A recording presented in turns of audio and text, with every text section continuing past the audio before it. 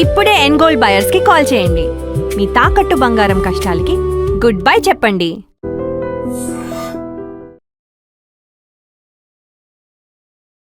Hi hello నమస్తే, welcome back to iDream media. నేను మీ వైష్ణవి.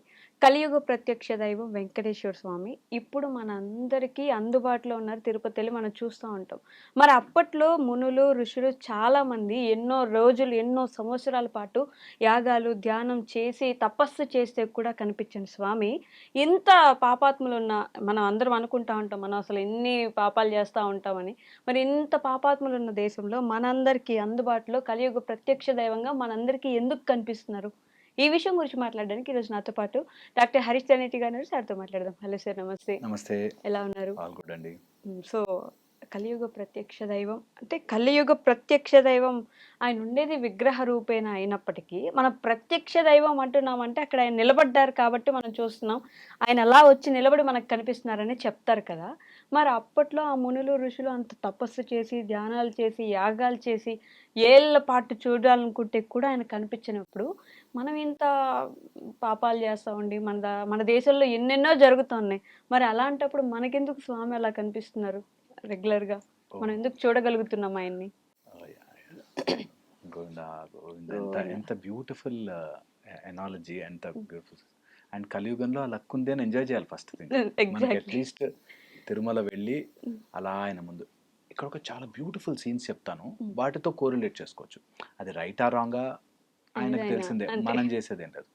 అయితే కొన్ని విషయాలు మనం ఆలోచించుకుంటే, నేను అథారిటీ కాదు, బట్ స్టిల్ ఐ ట్రై, నాకు అనిపించింది చెప్తాను. సో ఫస్ట్ వచ్చేసి, ఎవరైనా మీరు దర్శనం వెళ్ళిన తర్వాత బయటకు వచ్చాక చూడండి, మరి ఆ లైన్ దాకా దే మే బి డిఫరెంట్, ఆ లైన్ చూసి బయటకు వచ్చాక టోటల్ ఎంత బాగా అయిందో దర్శనం అనే మాటతోనే వస్తారు బయటికి. ఎవరు కూడా ఏంటోలే ఇన్ని గంటల నుంచి ఉన్నానులే అని ఎప్పుడు అనిపించదు. దట్ ట్రాన్స్ఫర్మ్, ఎందుకంటే ఆ జంక్షన్ దాటి లోపలికి కూడా 1 మినిట్ కూడా మనం చూడకపోయినా అంత హ్యాపీనెస్ తో వస్తాం బయటికి. ఆ జంక్షన్ దాటగానే దే ఆర్ యాక్చువల్లీ క్లెన్స్డ్. వాళ్ళ ఏదైతే ఆ ఫిజికల్ పాపపు శరీరం అది బయట వదిలి లోపలికి వెళ్తారు.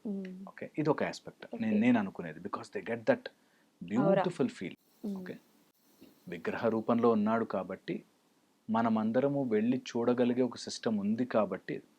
బట్ ఋషులు మునులకి కనిపించాలి అని అనుకుంటున్న సిస్టమ్ వేరు. మనుషులుగా మనం వెళ్ళి చూడడం, మన చర్మచక్షులతో చూడడం ఈజ్ డిఫరెంట్.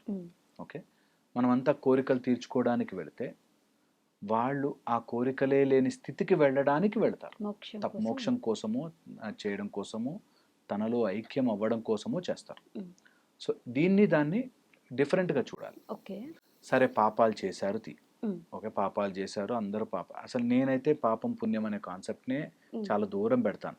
ఓకే, జనరలీ పాపాలు పుణ్యాలు అనేవి లెక్కలు వేసుకోవడానికి, కానీ మనం ఎవ్వరము చెప్పలేము ఏది పాపమో ఏది పుణ్యమో. ఓకే, ఏది పాపమో ఏది పుణ్యమో మనం అసలు ఎప్పటికీ చెప్పలేము. అంటే అది వాడికి రైట్ అని అంటున్నారా? చేస్తున్న వాడికి రైట్ అయి ఉండొచ్చునా? రైట్ ఆర్ రాంగ్ ఆయన డిసైడ్ చేసుకుంటారు. సపోజ్ నేను ఒకరికి ఏదో గుడిలో వచ్చేసి ప్రసాదం పెట్టాను, ఆ ప్రసాదంలో చాలా ఎక్కువ సాల్ట్ అయిపోయి వాడికి ఏదో ప్రాబ్లం అయింది. ప్రసాదం మంచిదే, కానీ వాళ్ళకి ఎక్కువ సాల్ట్ పెట్టాను కాబట్టి ఇప్పుడు నేను చేసింది పాపమా పుణ్యమా అది మనం లెక్క వెయ్యలేము. Okay, it's all planned in the very beautiful way, cosmic ప్లాన్లో ఒక భాగం. అంటే సారీ టు ఇంటరప్ట్, మన మనసు మంచిదై ఉండి మనం పెడితే అది పాపం కాదు పుణ్యమే కదా? ఎగ్జాక్ట్లీ అంటున్నా. ఇప్పుడు మన మనసు మంచిగా ఉందా లేదా అనేది ఎవ్వరూ డిసైడ్ చేయరు. ఓకే, సో అందుకని అది మన లెక్కలో ఉండదు. పాపము చేశామా పుణ్యము చేశామా అన్నది ఎప్పటికీ మా లెక్కలో ఉండదు. మా గురువుగారు చెప్పేవారు, నువ్వు ఏది చేసినా అది పాపమా పుణ్యమా అని నువ్వు లెక్క వేయడం మొదలు పెట్టావంటే you are wrong, fundamentally wrong. So అందుకని పాపం పుణ్యం వస్తుందా, ఇంతమందికి చేస్తే పుణ్యం వస్తుందేమో, ఇలా చేస్తే పాపం వస్తుందేమో అనే దాంట్లోకి వెళ్ళొద్దు. నీ కాన్షియస్నెస్కి తెలుస్తుంది ఇది రైట్, ఇది రాంగ్, ఇది తప్పు, చేయకూడదు అని తెలిసిపోతుంది. సో అలా చేయకుండా మనం లైఫ్లో ముందుకెళ్తాం. అది పాపమా పుణ్యమా అనేది దశరథ మహారాజుకే తెలియలేదు, మనం ఎంత ఆఫ్టర్ ఆల్. అందుకని సో ఫండమెంటల్లీ మనకి పాపాలు చేశాము కాబట్టి ఎంతోమంది భగవంతుడి క్యూలో నుంచుని వెళ్ళి వెంకటేశ్వర స్వామిని దర్శనం చేసి అలా ట్రాన్స్ఫార్మ్డ్గా బయటకు వచ్చిన వాళ్ళు తెలుసు నాకు ఎంతోమంది. ఓకే, జస్ట్ బయట ఏమన్నా పాపాలు చేసుండొచ్చు, పుణ్యాలు చేసుండొచ్చు, లోపలికి వచ్చి దే జస్ట్ ట్రాన్స్ఫార్మ్. బాలాజీని బిజినెస్ పార్ట్నర్గా చేసుకుని, ఓకే. ఆయనని బిజినెస్ పార్ట్నర్గా చేసుకుని ఆయన వచ్చిన డబ్బులు షేర్ ఇస్తారు. Can you believe that? Venkateswara స్వామిని బిజినెస్ పార్ట్నర్గా పెట్టుకుని అందులో షేర్ ఇస్తారు. నేను ఇంత ఇయర్ ఇంత సంపాదించాను స్వామి అని చెప్పి షేర్ ఇస్తారు. ఎందుకు? ఆయనకు వడ్డీ కాసుల వాడు అని పేరుంది కాబట్టి అట్లా. So they have totally transformed and surrender to Venkateswara.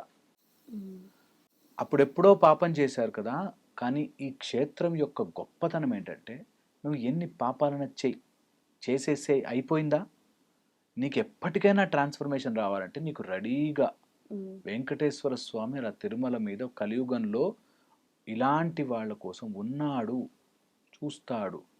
కనిపిస్తున్నాడా లేదా డిఫరెంట్. చాలామంది విగ్రహాన్ని చూస్తారు, కనిపించడు. అంటే చాలా మంది ఆ ఎంట్రన్స్ లోకి ఇలా వెళ్ళి ఆయన దగ్గరికి వెళ్తున్నారంటే టప ఏడుస్తూ ఉంటారు, కళ్ళల్లో ఇలా నీళ్ళు వచ్చేస్తూ ఉంటాయి. అబ్సల్యూట్లీ. వెంకటేశ్వర స్వామితో అయితే నీకు డైరెక్ట్ మహిమలు, అసలు ఇంకా మధ్యలో కన్ఫ్యూజన్ లేదు. ఓకే, డైరెక్ట్ నువ్వు మాట్లాడగలిగే నీ మనసు క్లియర్గా ఉందా లేదా అన్నది ఇంపార్టెంట్. అంత పవర్ఫుల్ వెంకటేశ్వర స్వామికి. ఒక ముసలాయన తెలుసు నాకు, ఆయనకి ఏ ప్రాబ్లం వచ్చినా ముడుపు కడతాడు. ఓకే, వెంకటేశ్వర స్వామికి ఇవ్వాలి నేను అని చెప్పి. ఓకే, వెంకటేశ్వర స్వామికి డైరెక్ట్ మాట్లాడతారు చాలా మంది. అది it is just an emotional this thing, connection అయిపోతుంది. At the same time transformation కూడా అదే హుక్. నేను ప్రతి 6 నెలలకి వెంకటేశ్వర స్వామి దగ్గరికి వెళ్తున్నాను, ఈ 6 నెలలు దుర్మార్గ పనులు చేస్తానని ఎవడు అనుకోడు. స్టార్టింగ్ లో ఏదైనా చేసిన తర్వాత ఒక్కసారి వెళ్ళి వాళ్లకు చూస్తే, అంతవరకు చూడరు చాలా మంది. ఏదో నాకు విఐపీలు వచ్చింది, ఏదో దర్శనం వచ్చేసింది, వెళ్ళిపోయాను అనుకుంటారు చాలా మంది. ఫర్ దట్ మ్యాటర్ డబ్బులు ఉన్న వాళ్ళే కాదు, డబ్బు లేని వాళ్ళు, నడకదారిన వెళ్ళిన వాళ్ళు కూడా వెంకటేశ్వర స్వామి దర్శనాన్ని నేను ఆయనని చూడాలి అనే ఉద్దేశంతో వెళితే కనిపిస్తాడు. ఆయన మీద ఫోకస్ పెట్టి వెళ్ళాలి. ఇప్పటికీ కూడా నేను ఇప్పుడు ఒక సెగ్మెంట్ చెప్పా కదా, అదర్ సెగ్మెంట్ చెప్తాను. వేరే లైన్లోకి వెళ్ళగానే నన్ను ఎవడు తోస్తున్నాడు, ఎవరిని తోయ నుంచి ఆపాలి అనే గొడవలో పడ్డానికి ఆ మంచిగుంది అని పోయేటోళ్ళు ఉన్నారు. లైన్లోకి వెళ్ళగానే చూడండి, ఫస్ట్ తోసేసుకుని చూసుకుని ఎట్లాగైనా అటే దారి ఆయన దగ్గరికి వెళ్తాము. ఆ మధ్యలో తోసుకుని నేను ఎంత గొప్పవాడిని, నా ముందా నువ్వు చేసేది అనే దాంట్లో ఉండిపోతే వెంకటేశ్వర స్వామిని చూస్తున్నట్టు ఉంటది, కానీ ఆయన కనిపించడు. ఇంకెందుకు అసలు, ఇంకేం మారినట్టు అక్కడ దాకా నువ్వు వెళ్ళి ఆయన చూడడం కదా.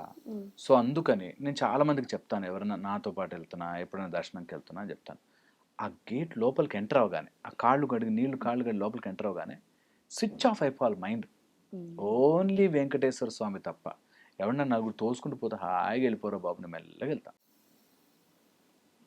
అనే ఎక్కువసేపు ఉండొచ్చు ఆయన దగ్గర అనుకోవాలి కదా. హ్యాపీగా అక్కడే కాదు, ఆ దారి అంతా కూడా ఆయనే ఉంటారు.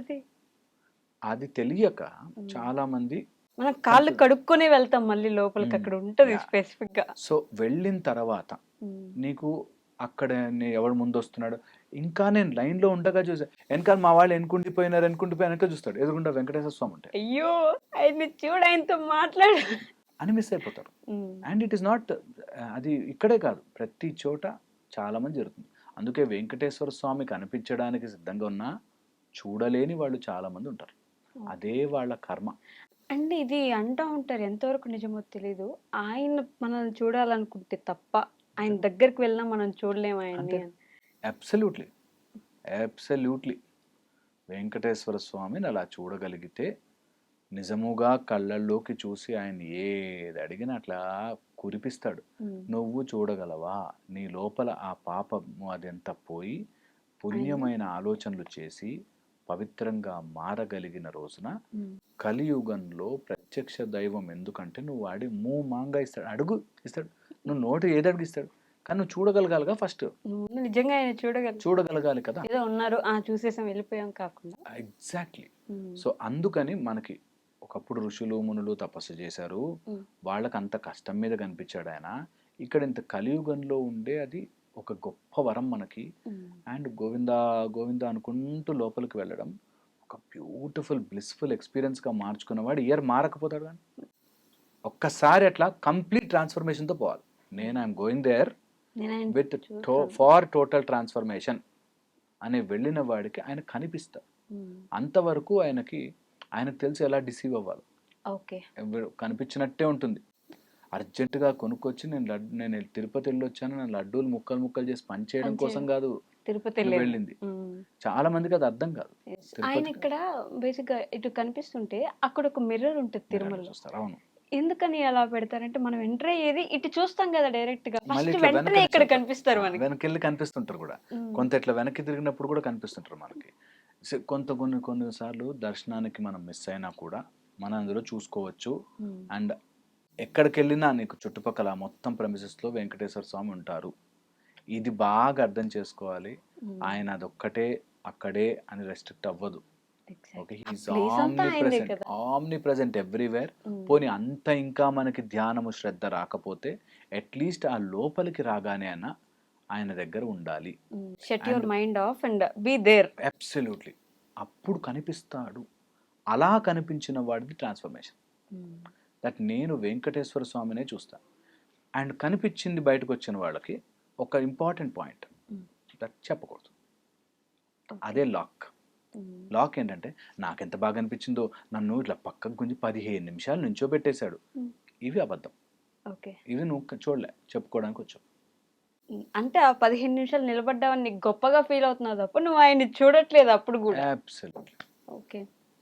చాలా మంది తెలియదు తెలుసా. ఆ 15 నిమిషాలు నేను స్పెషల్ భక్తుని తెలుసా, నన్ను ఇట్లా పక్కకు లాగాడు అని చెప్పుకుంటున్నావు అంటే నీకు భక్తి అర్థం కాదు. అదే నేను 3వ గడప దగ్గరికి వెళ్ళి నేను నాకు అరగంట నిలబడ్డాను స్వామి ముందని చెప్పారంటే అని చెప్పుకున్నా అంటేనే నువ్వు చెప్పుకోవడానికి వెళ్ళావు. నీకు అర్థం కాలేదు దేవుడు లోపల. భగవంతుడు నీకు అర్థమైన రోజు ఠక్ మన మారుతుంది. అలాంటివన్నీ ఆపేస్తాం ముందు. చెప్పుకోవడం మానేసి అలా ఉండిపోతాం. ఆహా ఎంత అద్భుతము అని. ఆ transformation, that is your consciousness standing there. Why do people cry in front of him? ఆయన చూడంగానే చాలా మంది ఏడుస్తూ ఉంటారు. ఆ ఎమోషనల్ ఎక్సైట్మెంట్ ఎంత బాగుంటుంది sir. You are seeing yourself there. అంత ట్రూ ట్రాన్స్ఫర్మేషన్ అది. అంటే అది ఎప్పుడో ఒకసారి వెళ్ళి కూడా కాదు, రెగ్యులర్ గా ఆయన చూడడానికి వెళ్ళే వాళ్ళకి కూడా. కొంతమంది ఎమోషనల్ ఓవర్ యాక్టివిటీ ఉంటుంది, అది వేరే. ఓకే. కావాలని వాళ్ళకి ఏదో వచ్చేస్తున్నట్టు, because their vessel is not ready. వాళ్ళ సిస్టమ్ ఇంకా రెడీ లేదు. సో ఆ ఎక్సైట్మెంట్ లో ఏడ్చేస్తారు. కొంతమంది ఎవరైనా మా అబ్బాయి పాస్ అయ్యాడు అనగానే ఏడ్చేస్తారు. పాస్ అయ్యాడు, ఎగ్జామ్ ఎట్లాగైనా పాస్ అవుతారు. ఓకే, ఏదైనా ర్యాంక్ తెచ్చుకోవాలంటే ఇన్ని రోజులు కష్టపడ్డందుకు వచ్చిందని ఏడుస్తారు. ఎమోషనల్లీ యాక్టివిటీ వేరు, నిజంగా చూసి ట్రాన్స్ఫర్మేషన్లో అలా కళ్ళ నుంచి నీళ్ళు రావడం వేరు. ఆయన కనిపిస్తున్నాడని. ఎగ్జాక్ట్లీ. అందరికీ ఎలాంటి ఎక్స్పీరియన్స్ వస్తుందో మనం చెప్పలేం, కానీ కొంత ఎవరైతే డైరెక్ట్ ఆయన్ని చూడగలుగుతారో అసలు వెంకటేశ్వర స్వామి దర్శనం ఇస్ డిఫరెంట్. నేను చెప్తాను కదా, శ్రీశైలము ఇటు తిరుమల, ఓకే, రెండు బ్యూటిఫుల్ ఎక్స్పీరియన్స్ ఇస్తాయి. వెళ్ళి అక్కడ నిద్ర చేయాలి, అలోన్గా వెళ్ళాలి, అలా తిరిగి రావాలి, ఆ బేడి హనుమంతుల దగ్గర కూర్చుని అక్కడి నుంచి చూడాలి. You will see there is a different transformation టోటల్గా జరుగుతుంటుంది నీ లైఫ్లోంచి. ఓకే, ఇంకా సిస్టమ్స్తో పని పెట్టుకోవద్దు. అక్కడ ఏమవుతుంది, అక్కడ ఎంత లైన్ ఉంది, ఇంత ఇవి పక్కన పెట్టేసేసి హాయిగా ఆయన దగ్గర ఉన్నా అనే దాంట్లో వెళ్ళాలి. It's a transformative journey. Okay, మొత్తం నడకదారి కావచ్చు, మొత్తం త్రూ అవుట్ ట్రాన్స్ఫర్మేటివ్ జర్నీ. అట్లా వెళ్ళాలి. అది చేసుకున్న రోజున అప్పుడు మనకి వాళ్ళకి ఎందుకు కనిపించలే, మనకి ఎందుకు కనిపించట్లేదు ఇన్ని రోజులు తెలుస్తుంది. అయితే చాలామంది తిరుపతికి వెళ్ళొస్తుంటారు, తిరుమల వెళ్ళొస్తుంటారు, బట్ ట్రాన్స్ఫర్మేషన్ కొంతమందికి జరుగుతుంది. అప్పుడే కనిపించినట్టు. సో నేను ఎప్పుడు చెప్తుంటాను నా ఫ్రెండ్స్కి, వాళ్ళకి ఎవరికైనా అడిగితే, దేవుడికైతే బ్యాడ్ నేమ్ తేవద్దు. నీకు నువ్వు బ్యాడ్ నేమ్ తెచ్చుకుంటే ఓకే, నువ్వు తిరుపతికి వెళ్ళి వచ్చావరా ఇలా మాట్లాడుతున్నావా అని అడిగితే తిరుపతికి బ్యాడ్ నేమ్ కదా, తిరుమలకి. అందుకని మారు. అట్లీస్ట్ తిరుమల కోసం మారు. అట్లీస్ట్ వెంకటేశ్వర స్వామికి బ్యాడ్ నేమ్ తేవకూడదు కాబట్టి నా వల్ల ఆయనకి బ్యాడ్ నేమ్ ఏంటి అసలు అని కదా, నా వల్ల నువ్వు తిరుపతికి వెళ్ళొచ్చావురా, తిరుమలకి వెళ్ళొచ్చావు, ఏం మారావు అని అంటే, అమ్మో నా వల్ల ఆయనకి అంత మాట వస్తుంది అని చెప్పి నువ్వు ఆ భక్తిగా నా వల్ల ఆయనకు, అందుకనే మారతా, అందుకనే బాగా చదువుతా, అందుకని నేను ఇంకా మంచి జాబ్ తెచ్చుకుంటా, అందుకని నా భార్యని నేను కొట్టని తిట్టాను, అందుకని నేను ఇంత ట్రాన్స్ఫర్మ్ అవుతా, అందుకని మా ఆయనతో ఇంకా బాగుంటా అని అనుకున్న రోజున అది ట్రాన్స్ఫర్మేషన్. అది ఆయన మార్చినట్టు కదా, అది మార్చినట్టు. అలా మారగానే ఆయన చూస్తాడు నేను. అప్పుడు అడుగులు ఇట్ట మెట్లు కనిపిస్తుంటాయి, వైకుంఠ ద్వారం అప్పుడు తెచ్చుకుంటా. అప్పుడు తెరుచుకుంటాం. అంతవరకు కూడా చూసాం, దర్శనం చేసి వచ్చాం, అందరికీ ప్రసాదాలు పంచిపెట్టడానికి ఇట్స్ ఏ చాలామంది నాకు అర్థం కాదు ఈ మాట చెప్పాలి కాబట్టి చెప్తున్నా. తిరుపతి టూరిజంలా చూడకండి, క్షేత్రాలు టూరిజంలా చూడకండి. క్షేత్రం అనేది టూరిస్ట్ ప్లేస్ కాదు, ట్రాన్స్ఫర్మేటివ్ ప్లేస్. ఇది అర్థం కావాలి. ఏమైనా తప్పులు చెప్పుంటే, అయ్యో మనకు తెలియకపోయింటే క్షమించేసి. Okay, thank you. And for more videos, Please subscribe to iDream. Please subscribe to iDream. Please subscribe iDream. And please subscribe to iDream. For more videos, subscribe to iDream. please like, share, and subscribe to the channel. Congratulations, iDream. subscribe to iDream. Subscribe to iDream. So subscribe to iDream Media. iDream ki iDream team andarki huge congratulations. Please subscribe iDream Media. Please subscribe to iDream. Subscribe iDream. Please subscribe to iDream. iDream అంటే నా కళల channel subscribe చేసుకున్న నోరు తిరుగుతలేదు, మీరైతే గంట గుర్తు కొట్టండి. For more such videos, please subscribe to iDream. Subscribe to iDream. Please subscribe to iDream. Please subscribe iDream Media. Please do subscribe to iDream. Please subscribe to iDream Media. For best entertainment and information, please subscribe iDream. And don't forget to subscribe to iDream.